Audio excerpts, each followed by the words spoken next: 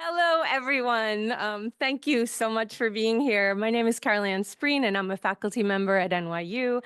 I want to welcome all of you, those of you who made it in person and those of you who are finally here with us virtually.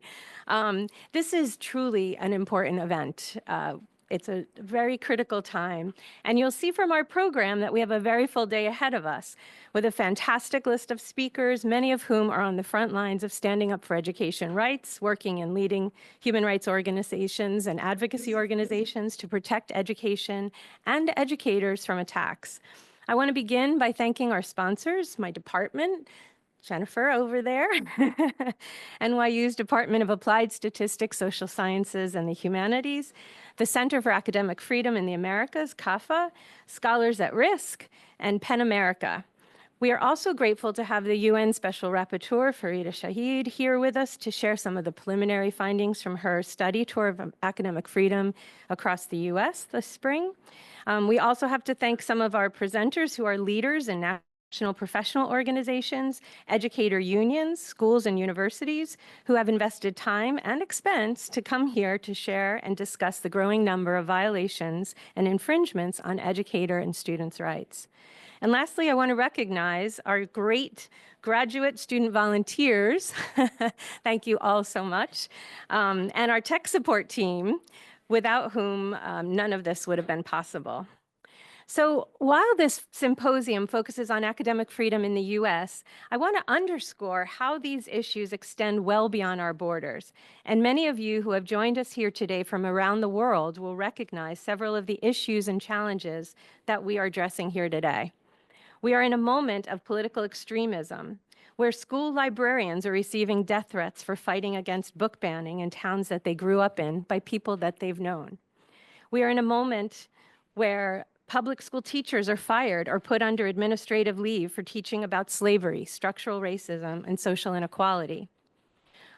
Where university students who organize against the narrowing of the curriculum and restrictions on LGBTQI+ and gender equity are literally thrown out of their universities, and where DEI programs are being defunded and shut down. Where university faculty who dare to mention Gaza or teach about the Middle East or talk about social justice or teach ethics, journalism, or human rights are targeted or outright fired because they critique the Israeli government's policies and actions in Palestine. We're at a moment where students and faculty at universities are being silenced, doxxed, or even arrested and expelled for nonviolent resistance and protest, unable to express their understandings or outrage about war and devastation being funded by their government. And the tendencies of our leaders in our institutions and government during this time to establish law and order through violence, surveillance, campus militarization, and suppression of speech are not the solutions to our current challenges. They are decisions that benefit the powerful interests and ultimately are very destructive to how communities can function together. In less than 2 weeks, we face a presidential election, which we could really redefine democracy in this country and further entrench these kinds of attacks on academic freedom, on education, on speech, on our ability to protest, on our ability to determine what we teach, what we post, how we express our dissension, our ethical, moral, and political commitments.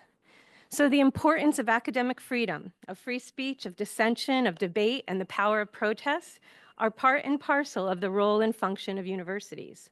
Schools are also foundational institutions where we learn to critically analyze and challenge unjust policies and practices, to fight for social justice, and to enable us to take up space and introduce new possibilities and ways of understanding to create a new kind of public imaginary.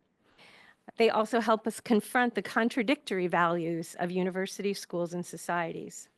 So today, we're bringing you all here together to help connect these dots, to see that these issues and what is happening are not one-off events that are just kind of something that we should say, oh, this is terrible, but they're interrelated. They're the ground zero part of a bigger project to dismantle the form and function of education. We need to share our stories and experiences, and we need to build alliances and networks to support and protect education from this onslaught. We'll start today with my colleagues, Camila Caroso from CAFA and Jesse Levine from SARS, who will share some of the guidelines and principles of academic freedom. that are being established across the Americas. This will be followed by the UN Special Rapporteur's report summary. And then we'll hear from national experts and professional organizations some of the overarching issues and concerns about the growing attacks on academic freedom. We'll then move to some university-based policies and experiences of undermining academic freedom, underscoring the importance of university autonomy. And finally, we'll hear about the culture and labor wars that are lodged in state and governmental interventions, particularly in places like Florida, but also Texas and Arizona, over the curriculum and the content of education and its links to privatization and the marketization of education. We know it's a packed program, and we know people will be in and out of the room all day. I just want to say there's exits on both sides of the room. On my right, there are bathrooms and a coffee station that will be there all day. Lunch will be served at 11:45 outside of the left door.